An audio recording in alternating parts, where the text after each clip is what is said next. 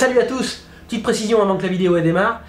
Elle est peut-être déjà démarrée du coup, mais bon, petite précision avant que la vidéo démarre. Après l'épisode de la forêt, on va venir au labo pour voir comment on utilise cette plante et comment on fait pour réduire le degré d'un alcool avec ce qu'il y a derrière moi. Et grâce à ça, on voit ça tout de suite. Bonne vidéo!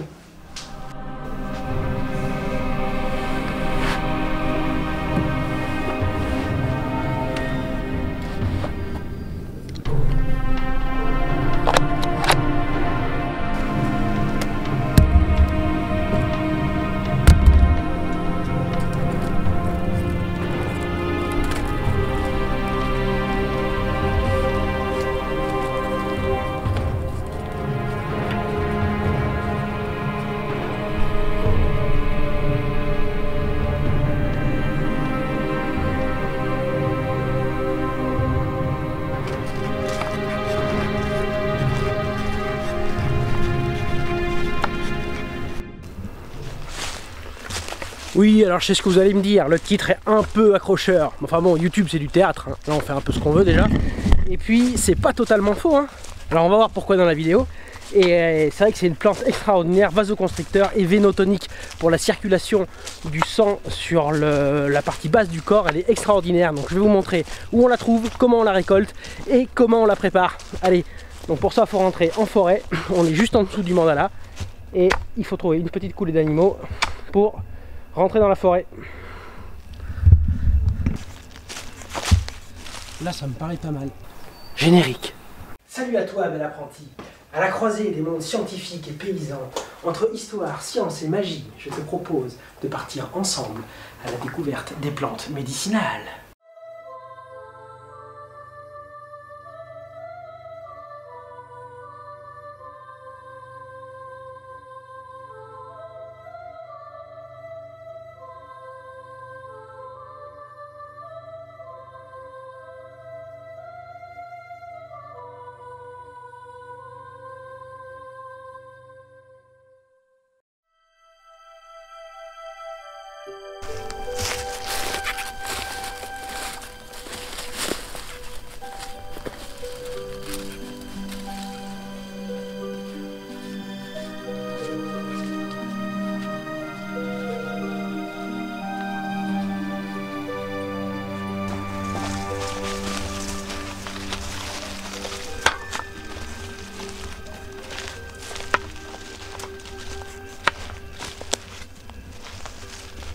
Là vous rentrez normalement dans un lieu sacré, hein. Les caméras sont interdites en temps normal.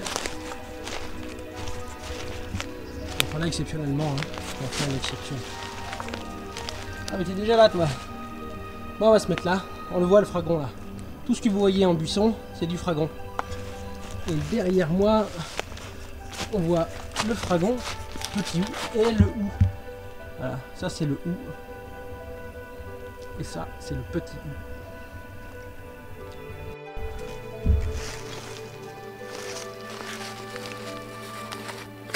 Et on va s'arrêter là. Donc là voilà notre plante de l'immortalité. Pourquoi de l'immortalité? Parce que là on est en plein hiver et elle est toujours verte. Elle reste toujours verte. On dit que le soleil ne la quitte pas. Petit hou, du fragon, Ruscus aculeatus pour son vrai nom. Ou on la connaît aussi sous le nom de balai du boucher.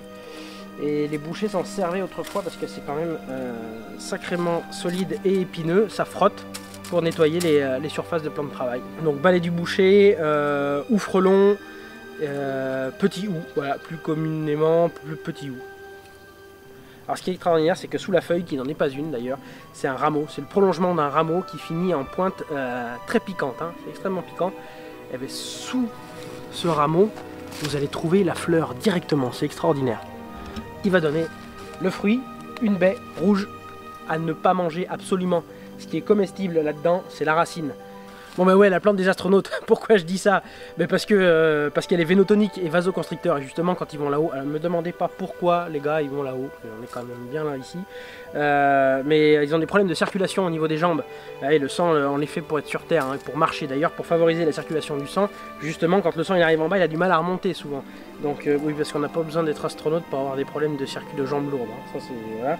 Donc le fait de marcher, les fameux 100 pas après le repas, et le fait de marcher de temps en temps, effectivement ça favorise la circulation. circulation. Et en plus, cette plante, elle va avoir énormément d'intérêt au niveau de sa racine. J'imagine que pour nos amis les astronautes, je ne sais pas s'il y en a qui regardent, il n'y en a pas beaucoup, hein, si monsieur Pesquet vous m'entendez. C'est vrai que les tisanes, je ne sais pas comment ça se passe là-haut, mais ça va pas être simple, hein, les tisanes, décoctions, même macération hydroalcoolique, parce que c'est ça qu'on va préférer pour utiliser cette plante. Je suis pas sûr non plus que vous ayez droit à un petit non, là-haut, je pense pas que voilà. Alors ce qui peut se faire, eh ben, c'est sécher la racine et la mettre en poudre et en gélule. Voilà, ça fonctionnera aussi comme ça, mais c'est pas la méthode la plus simple à fabriquer pour tout le monde. Le plus simple, c'est de faire macérer les racines sèches dans de l'alcool. Donc c'est ce qu'on va voir au labo. Donc dans ses propriétés, la propriété du fragon épineux, du petit hou, on l'appelle comme on veut, c'est quoi? Vasoconstricteur. Et oui, c'est les saponosides qui sont contenus dans la racine, qui vont être vasoconstricteurs, vénotoniques, anti-œdémateux, qui soulagent les œdèmes de la partie bas du corps. Enfin, c'est la plante de la circulation sanguine par excellence au niveau des racines. Hein. Ça, on n'y touche pas. Hein. C'est pas comestible. Hein. Ce qui est comestible, c'est seulement la partie souterraine. Ça, je vous déconseille fortement de toucher au baie du fragon. Hein. Toxique. Et il rentre aussi dans la secrète composition du sirop des 5 racines. Donc jambes lourdes et crampes nocturnes aussi également. Bon, on va, parce que là je présente avec ça, mais ça, à part le balai du boucher, vous pouvez pas en faire grand chose. Donc du coup, on va aller récolter la racine.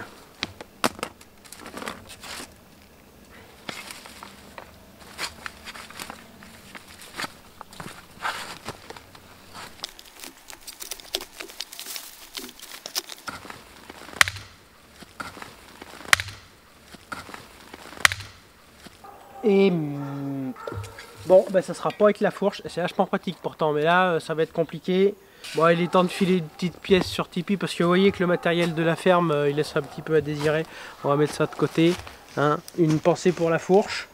Et on va y aller à l'ancienne. Je te jure, qui c'est qui a dit que c'était simple? C'est pas simple tous les jours. Hein. Bon là, la fourche. J'ai pété ma fourche. Peut-être c'est parce que ça se récolte en automne et que là on est en début d'hiver. Ça marche encore, hein. Mais bon. Oh la vache. Bon.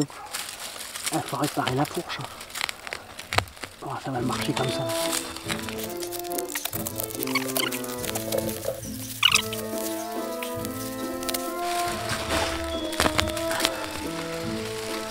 Donc voilà ce qu'on récolte.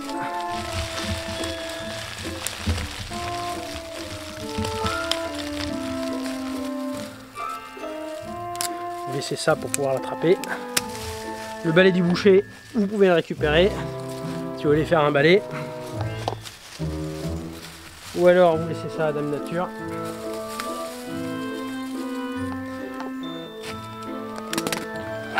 Et c'est cette partie-là qu'on récolte. Il faudra bien nettoyer, bien la laver. Tout est là-dedans.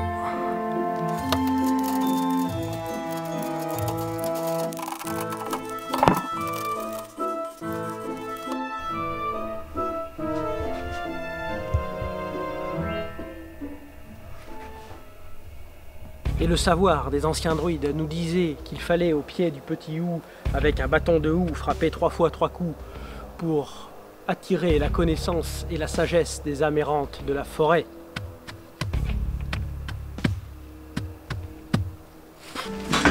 Waouh, 3 fois 3 coups, et on transporté directement au labo là, avec tout le... Putain la vache, tout le... Vous avez oublié un bouton, c'est tout. Dis donc, oh, impeccable. Alors bon, alors du coup, on perd pas de temps. Comment on réduit le degré d'un alcool? Parce que voilà, là, on va traiter notre racine de fragon qui est séchée. Alors, il va falloir la peser pour savoir son poids. C'est-à-dire que ça paraît logique. Hein, voilà. Et pour les alcoolatures, eh ben, des fois c'est 1 pour 5, des fois c'est 1 pour 3. Là, c'est 1 pour 2. Il faut mettre 2 fois le poids en alcool.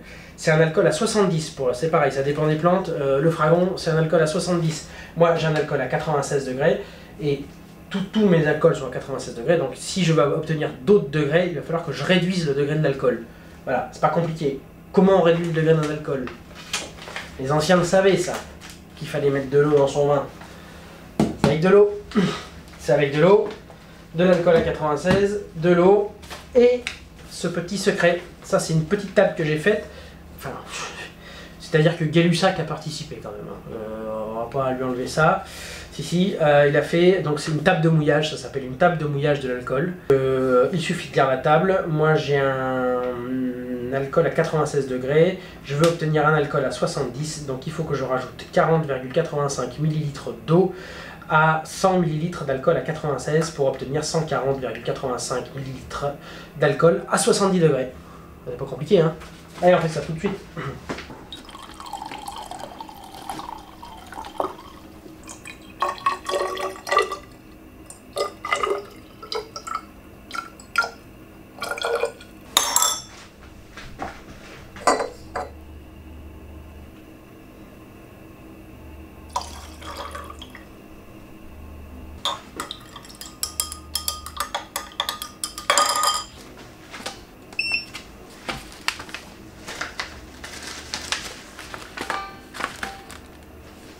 6,3 g. Bon, on émiette la racine de fragon pour que ça rentre dans le bocal.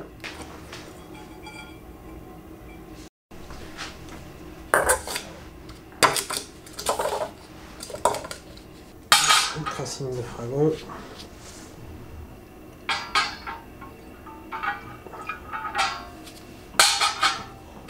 On fait en sorte que ça soit bien en contact, les racines avec l'alcool. Et voilà le résultat. Bon, là c'est un petit échantillon, hein, c'était pour vous montrer, parce qu'il faut le faire au besoin après. Hein. Bon, je pourrais toujours faire une petite cure, ça fait pas de mal. Hein. En quantité un peu plus grande, il faut récolter environ 1 ou 2 buissons bien fournis pour arriver à faire un pot. Puis vous faites ça en cure, 50 gouttes matin, midi et soir. Et puis avec un goutte à goutte.